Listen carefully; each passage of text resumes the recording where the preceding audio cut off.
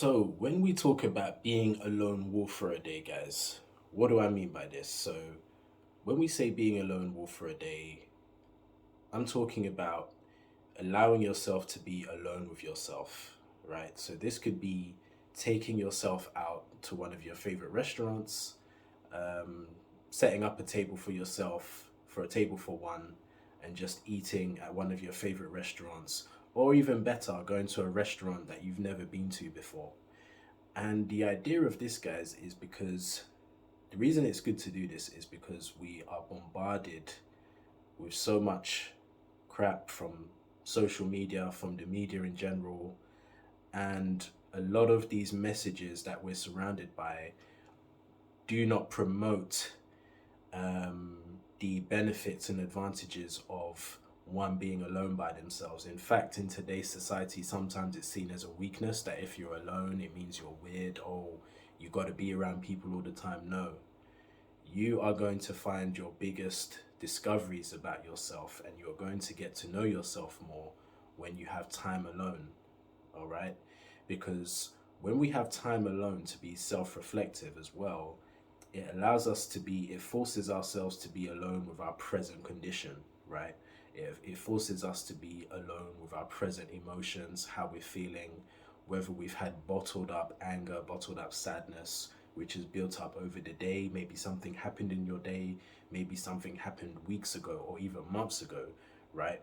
What it does when you force yourself to be alone with yourself, it allows you to be present with certain difficult emotions.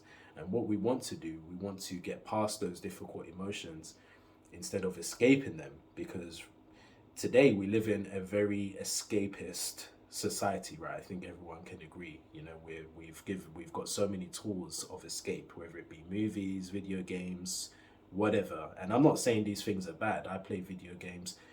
I like, I love movies, but there's always got to be a balance with things, right? So we should all be at a place where we're in a healthy mindset enough to be able to take ourselves to the movie. I've done this myself many times, dating back to my late teens into my early adult years. I've been doing this way for a long time, so I know it's a great practice. um we should all be able to be alone by yourselves, right? Because this is an act of self-love. If you cannot be alone by yourself, if you cannot treat yourself, if you cannot take yourself out, it is evidence of a lack of self-love somewhere. Okay, because even when you start dating someone, um you want to be a person that's well rounded. You don't want to be emotionally dependent on someone else. You want to also be able to be someone who is content by themselves, who can thrive by themselves, who can still enjoy life by themselves. And when you meet people, you're going to come across, whether it be friends, associates, when you meet people, you're going to come across as someone who's very grounded, because you're not emotionally attached to other people. You're comfortable in your own skin and you're okay to be alone by yourself. And it shouldn't just be something that we do for one day, right?